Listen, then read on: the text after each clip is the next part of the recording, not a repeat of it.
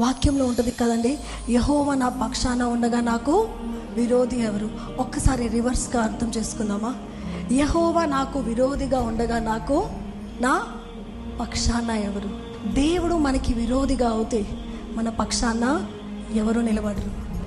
సంసోన్ జీవితంలో అప్పుడు దాకా దేవుడు ఆయనతోనే ఉన్నారు, ఆయనకి బలాన్ని ఇచ్చారు, ఆయన ఎంతో మందితో యుద్ధం చేస్తూ ఉన్నారు. కానీ ఎప్పుడైతే ఆయన పాపం చేశారు, దెలైలా దగ్గర ఆయన వీక్నెస్ని ఇచ్చేశారు.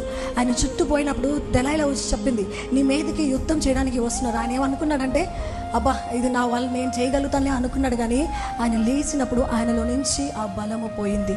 వాక్యంలో ఉంటుంది, దేవుడు ఆయనని విడిచిపెట్టేశాడంట.